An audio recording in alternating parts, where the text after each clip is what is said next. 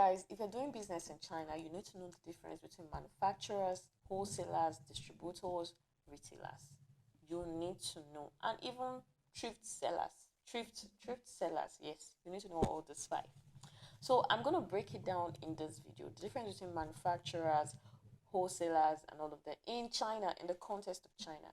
Manufacturers is the factory direct, the people who create the product from the raw materials. So when all of you say, I want factory direct contact, I want factory direct contact, oh, they are the manufacturers. But the thing is, can you actually meet their MOQ? That's another question you should be asking. Now, the wholesalers are those who sometimes buy from the manufacturers and resell to the retailers or even the distributors sometimes. Now, what these wholesalers do is that sometimes they give the design to the manufacturers, and the manufacturers make those designs on their behalf, and then they resell to retailers. Now, let me give you an example of a wholesaler. An example of a wholesaler would be this factories in the wholesalers in US markets and the rest. Some of them, they have the designs, they make the samples, and then they give the design to people in China to make for them. That's an example of a wholesaler, because those designs are for them. Sometimes it can even be designs from the factory directly, and then they resell to, like retailers. So a lot of people in China, like some of the suppliers you find online, are actually wholesalers. They might not be the direct factory that are making the products, and they would now resell to you guys. So when you people say, I want the direct factory, I want the direct factory, please rethink, especially when you're buying clothes. Sometimes some of these factories, their MOQ is very high, especially if you want custom design for your own business. They will tell you that a minimum is 100 pieces. So the direct manufacturer, their MOQs are usually high. You can also see some direct manufacturers that are also wholesalers. They are also distributors. They are also liquidators of their products. Now, let me talk about distributors. Distributors are those who the manufacturers make products and give it to them to distribute and create more visibility for the product. Those ones also exist in China. There are distributors there. Then you also have the liquidators. Now, you've all heard about my course, Shein, Wholesale, Fashionnova, Wholesale. Those are like overstock clothing. Those people who sell those products are liquidators. So those Shein warehouses that you guys see all over the internet, or that is not viral, or you see in the warehouses, there are warehouses in China and elsewhere, those are liquidators, because they are original designs of those factories, and then maybe they are excess stock. So they send it to these liquidators to help them sell it. So these people are all liquidators. Now, you also have another set of suppliers that they call thrift people, those who sell secondhand clothing like secondhand wholesalers. Now, these ones, they actually get these products from China too, like maybe overstock clothing. They're not overstock, sorry. They are secondhand used clothing, and then they sell it to people as well. Like they are used clothing from maybe Chinese market and the rest. You even find like UK used clothing and the rest. Those are people who sell secondhand clothing. Those vendors are different too. So you need to know the difference between manufacturers, wholesalers. Manufacturers are also factory direct, wholesalers, liquidators, distributors, and you also need to know the people who do secondhand clothing. They are not all the same. All of them, these are all different business models. It's important for you to know the difference. Very, very, very important. A manufacturer most times can even be wholesaler. They can be the wholesaler of their product, the distributor of their product, everything. They can be all of them in one. You have a couple of people, like a lot of vendors, like suppliers all over like China, that do that.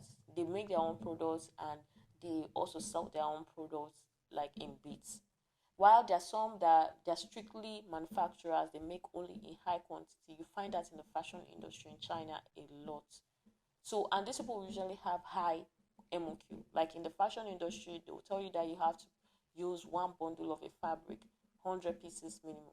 So some of these wholesalers in the US, the reason why they're able to stay in business for so long, because they are big time wholesalers. They can make hundreds and hundreds of units per design, per color. In China, for example, if I want to make, let's say, one style of a product, let's say this style, I have to make this style 100 pieces, because each bundle of each fabric, one bundle, it can make 100 pieces of a cloth most times. And for you to buy that fabric in the fabric market, you must buy a minimum of one bundle. That's the MOQ. And that one bundle will make you 100 pieces. And that fabric, one bundle, is one color only. You can't mix the colors. It's so hard. That's why not a lot of people can do production like that.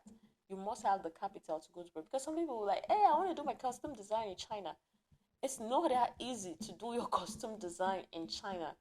It's a lot. You have to be ready to make that investment per design. So if you want to make like clothing in China, you have to be able to finish one bundle per design, per color. It's hard, yeah. Some factories might be if a fabric is very popular, common, they might come down with the MOQ. But normally it's 100 pieces. That's the cap per design, per color. So in case somebody else come and ask me again, how can I do my custom design in China? You have to finish one bundle of fabric, my dear. Understand? So a manufacturer can be all these things sometimes. They can be wholesalers, retailers, everything all in one. Then you also have the wholesalers, like I already mentioned. There are a lot of wholesalers in Onitsha Market, Lagos Island. They pick one design and they make that design in large quantity, 100 pieces, and they come and resell to you guys. Have you noticed that some of these wholesalers, like in this major market, they don't have like so many stuff designs like that, because they always pick one design, make it, and then resell, make it and resell. So they pick a couple of designs. Those are wholesalers, two examples. Then you have the distributors. Some of them, they just distribute for the factory. The factory have their designs and they distribute for them. Those are other people. Like I said, I'm just explaining everything. In Liquidators, excess stock, Shein overstock, Bales overstock, Fashionnova overstock. All of them, those are liquidators. Yes, you are a retailer. You're a retailer because you are the end person. Understand? You are the end person that is, reselling the product to direct customers. Some people who claim they're wholesalers are not actually wholesalers. You are a retailer because you're selling directly to the end person. Except maybe you're a wholesaler, you're buying in large quantity, and then you are now reselling to other people to sell. Let me tell you guys, China is about numbers. The higher the quantity, the cheaper the price. So another thing you should know, that it makes no sense trying to buy few pieces of a particular item, and then at the end of the day, your landing cost, you're not making so much profit from it. But if you buy higher quantity, they give you discount, and that makes things easier for you. So guys, please know this. There's a difference between a manufacturer, a wholesaler, a liquidator, a second-hand clothing seller in China, and also a distributor.